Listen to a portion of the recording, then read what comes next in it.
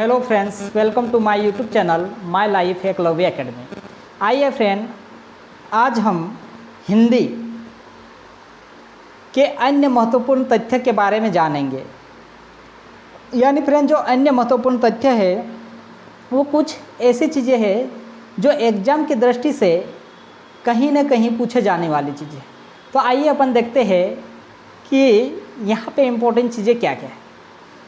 तो पहला हेडिंग अपन देखते हैं यहाँ पे। तो पहली हेडिंग है फ्रेंड ये वाली, हिंदी को राष्ट्रभाषा बनाने का विचार सर्वप्रथम बंगाल, कहाँ पे? पश्चिम बंगाल, है ना। सर्वप्रथम बंगाल में उदित हुआ, यानी वहाँ से उदय हुआ था। कहाँ पे? पश्चिम बंगाल से हिंदी को राष्ट्रीय भाषा बनाने का विचार। तो बंगाल, अगर आपसे क्वेश्चन कर लेता है हिंदी को राष्ट्रीय भाषा बनाने का विचार सर्वप्रथम किस राज्य से हुआ, तो आपको ध्यान रहना चाहिए बंगाल से हुआ। तो आइए आगे देखते हैं अपन। हिंदी में आशुलिपि के जन्मदाता, कौन सी? आशुलिपि के जन्मदाता, ये वाली चीज़ें ध्यान रखना है। जन्मदाता राधेलाल द्विवेदी है। कौन है फ्रेंड? राधेलाल द्विवेदी है। आशुलिपि के जन्मदाता, ये ध्यान रखना है आपको कि हिंदी के आशुलिपि के जन्मदाता किसे कहा जाता है, तो राधे लाल द्विवेदी को कहा जाता है। और अगर आपसे पूछ ले कि राधेलाल द्विवेदी द्वारा कौन सी लिपि लिखी गई है, तो आशुलिपि लिखी गई है। तो आइए आगे देखते हैं तीसरे नंबर वाला, हिंदी का प्रथम बड़ा महाकाव्य। कौन सा? हिंदी का प्रथम बड़ा महाकाव्य है फ्रेंड पद्मावत। कौन सा है? पद्मावत। हिंदी का प्रथम बड़ा महाकाव्य पद्मावत है। इसके बाद में संसार का सबसे बड़ा महाकाव्य, ये तो हिंदी का प्रथम बड़ा महाकाव्य था पद्मावत। अब संसार का सबसे बड़ा महाकाव्य ये महाभारत है। आपको सबको पता है महाभारत, है ना, हिंदी का सबसे बड़ा महाकाव्य। विश्व का आदि काव्य रामायण को तथा आदि कवि वाल्मीकि को माना जाता है।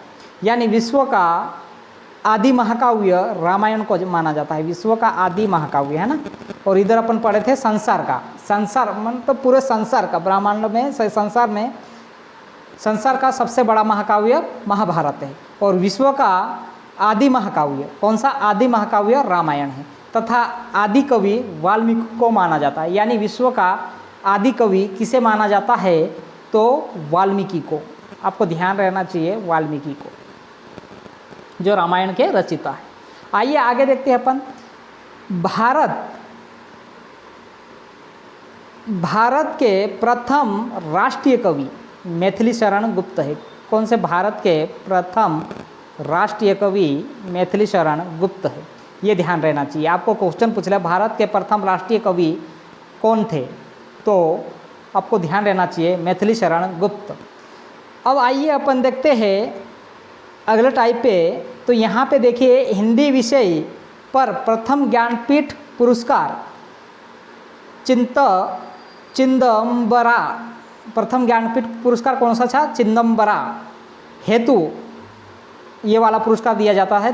चिदंबरा हेतु पाने वाले भारतीय, यानी हिंदी विषय पर प्रथम ज्ञानपीठ पुरस्कार चिदंबरा हेतु पाने वाले प्रथम भारतीय कवि कौन थे?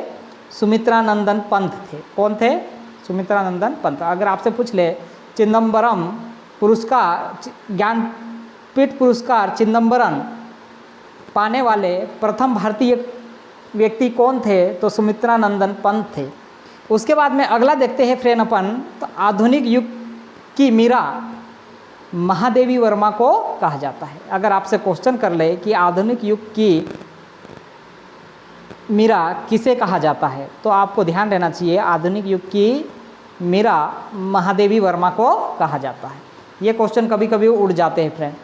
हिंदी साहित्य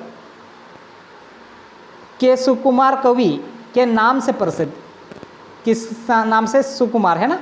हिंदी साहित्य के सुकुमार कवि के नाम से सुमित्रानंदन पंत जाने जाते हैं। किस नाम से? सुकुमार के नाम से। कौन जाने जाते हैं? सुमित्रानंदन पंत जाने जाते हैं, ये ध्यान रखना है। आपसे क्वेश्चन कर ले, हिंदी साहित्य में सुकुमार कवि के नाम से किसे जाना जाता है? तो सुमित्रानंदन पंत रहेगा। आधुनिक युग, अगला देखेंगे अपन, आधुनिक युग का तुलसी मैथिली शरण गुप्त को कहा जाता है। यानी आपसे क्वेश्चन कर ले, आधुनिक युग का तुलसी किसे कहा जाता है? तो आधुनिक युग का तुलसी मैथिली शरण गुप्त को कहा जाता है।